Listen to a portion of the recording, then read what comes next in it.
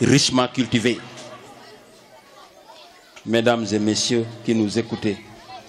force est de reconnaître que cet événement reste gravé dans nos mémoires, dès lors qu'il revêt une importance capitale sans nul doute. Dans un autre registre, et pas des moindres, on peut dans bien des cas citer beaucoup d'anciens élèves de M. Ba devenus fonctionnaires de l'État, ingénieurs, entre autres, et j'en passe. Fort de ce constat, j'imagine aisément que les sieurs Ba et Diaw, de par leur capacité managériale, de par leur étroite collaboration avec l'équipe pédagogique d'alors, ne souffraient d'aucun dysfonctionnement quant à l'équipe pédagogique actuelle. C'est dire qu'ils ont laissé un legs rassurant que les ressources endogènes, je veux dire les membres de l'équipe pédagogique, vont à coup sûr exploiter à bon escient. Je dirais par ailleurs que c'est une occasion en or pour vous couvrir d'or, à l'instar de vos prédécesseurs qui ont, autant que Persefeu, hissé la place de notre chère école à un niveau de performance enviable à l'échelle départementale, voire régionale et pourquoi pas nationale pour vous. Tel est, mesdames et messieurs, qui êtes avec nous ici, l'économie de ce petit et humble discours que j'ai bien voulu lire avec un grand honneur à votre endroit. Enfin, l'occasion nous est donnée pour souhaiter une bonne et heureuse année 2016 avec plein de succès et réussite dans toutes les entreprises, dans nos familles respectives. Mesdames et messieurs, je vous remercie de votre attention. Man nak damay ñaan ginaaw dama faré ci ñi nga xamni moy waajur yi limay bëgg wax ginaaw di suuru tubaab bi daanaka tënk na lu ëpp solo ci wax ji dama doon bëgg def benn taalif bu ndaw boo xam ni ci lay tënk li may bëgg a wax lépp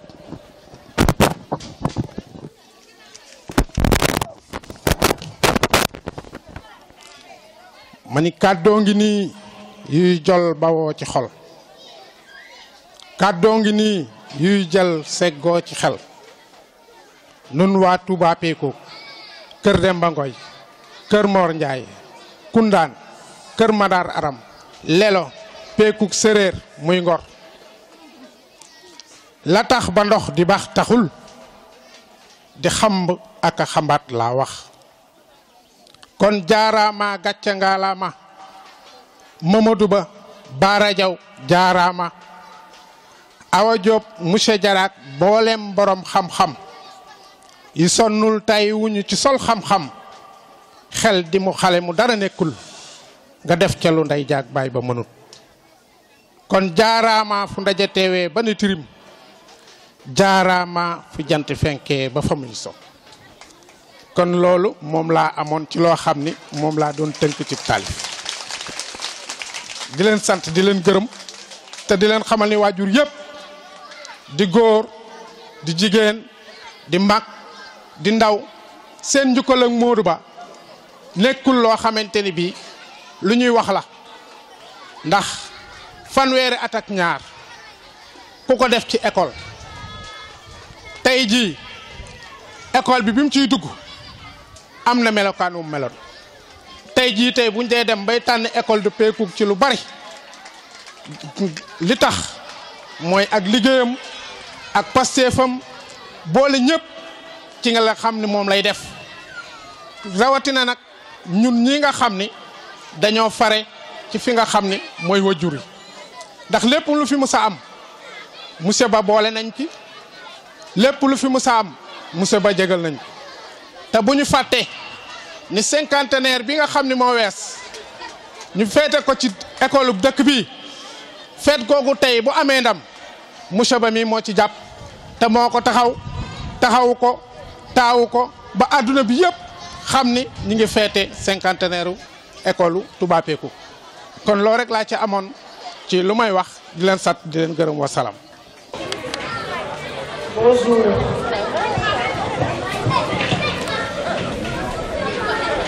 Messieurs les autorités administratives et académiques, chers partenaires, chers parents, chers maîtres, chers camarades et invités. Par ma voix, les élèves de l'école élémentaire de Touba Pékou vous souhaitent la bienvenue. Ce lieu vous est certes familier car vous êtes des acteurs infatigables qui œuvrent pour la réussite des apprenants que nous sommes. Nous ne vous remercierons jamais assez pour les efforts consentis. Nous sommes réunis aujourd'hui pour fêter le départ à la retraite d'un homme au parcours exemplaire. Celui-ci n'a jamais ménagé d'efforts pour voir l'école de Touba Pékou citée en référence.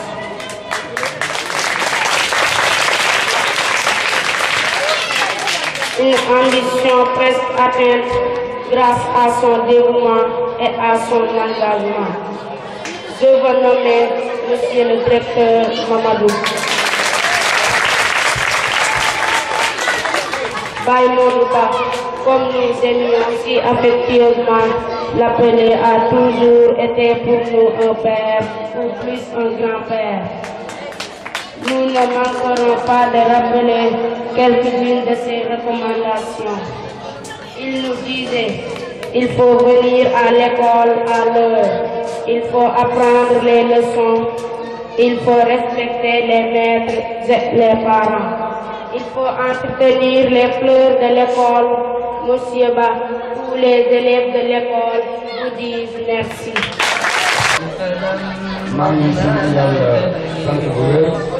وكم أهلكنا من القرون من بعد نوح وكفى بربك بعباده من كان يريد العاجلة عجلنا ما نشاء. tey damay feeñal sama mbégte ñëw ci xew-xew bi nga xam ne sunu xarit sunu mbokk Mamadou Ba moom lañ ko jagleel. man nag sama histoire ak Pékou lu neex a nett bi la ndax lépp bànneex la lépp jàmm la. 1984 laa jëkk a ñëw ci dëkk bi te li ma fi indi woon moo di ne sama soxna lañ fi affecté woon mu war fi jàngale. may fàttali ne defaat na fi beneen séjour donc jàngale na fi ñaari yoon. bi muy ñëw ci école bi fekk na fi jàngalekat yu bari boobu directeur Silla moo fi nekkoon mais ci biir enseignant yi fi nekkoon boobu sunu mbokk mi sunu xarit Mamadou Ba mi ngi fi Birima Mbaye mi ngi fi madame Sarr mi ngi fi Daouda Ba mi ngi fi amoon na keneen koo xam ne kii jàppoon naa ko ci personnel bi muy bàcc pour dire simplement que ñooñu ma lim yëpp fu ma leen xamee sama soxna moo tax ma xam ne te nett li bu rafet la amoon di leen ko nett li mënu fi wute bi may xam nii booba temps ñoom xamuñu woon ne dinañ mës a ñëw Sénégal parce que présidente bi 1987 la jëkk ñëw Sénégal boobu sax association amul parce que association bi mu ngi judd 1996 donc ren lay am 20 ans.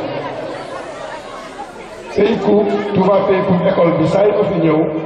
damay am cawarte parce que dafay wóor bu ma fi ñëwee dinaa fi gis lu bees loo xam ne nii dina dëggal sama xol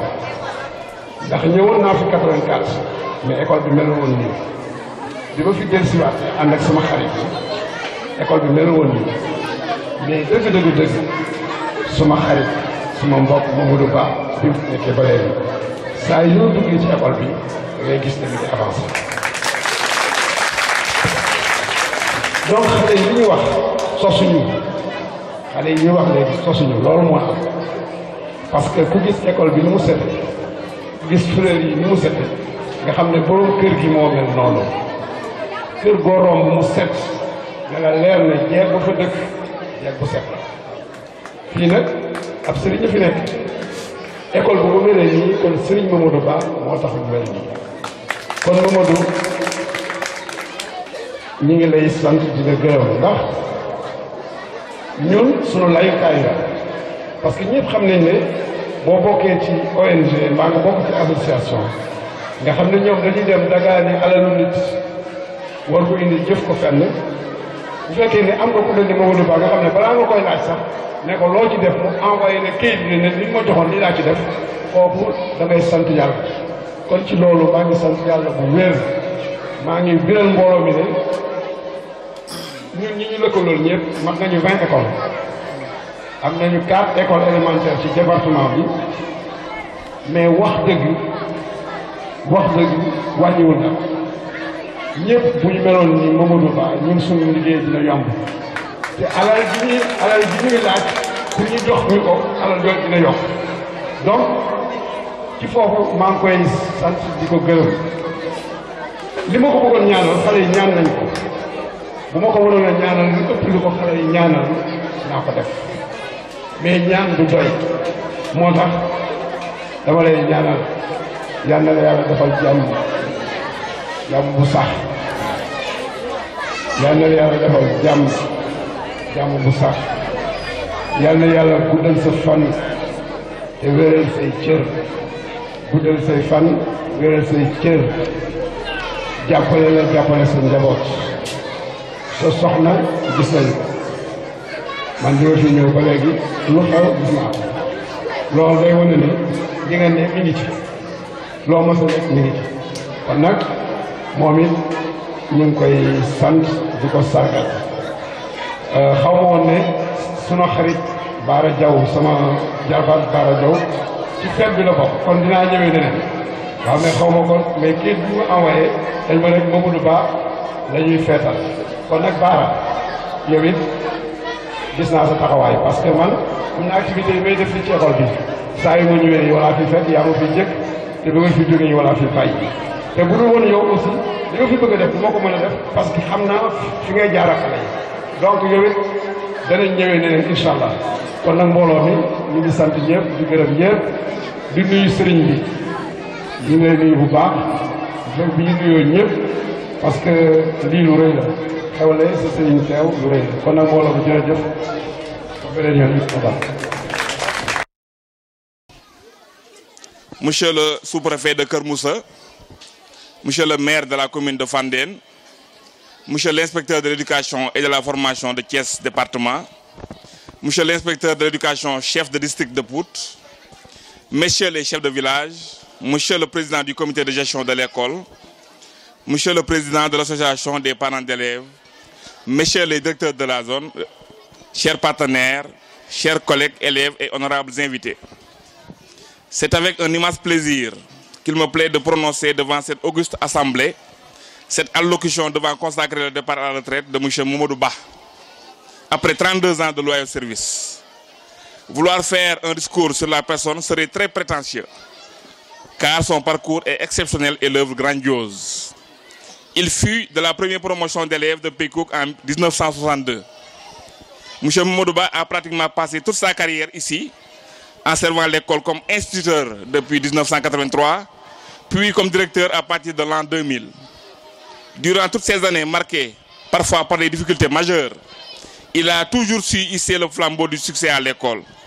sanctionné généralement par des diplômes d'honneur et des lettres de félicitations émanant des autorités académiques ici présentes. Ce doyen émérite que nous honorons aujourd'hui le départ à la retraite a vu passer entre ses mains toute une belle génération, devenue entre autres instituteurs, professeurs, inspecteurs de l'éducation, cadres de l'administration et que sais-je encore. M. Ba ou Baye Modou pour les tout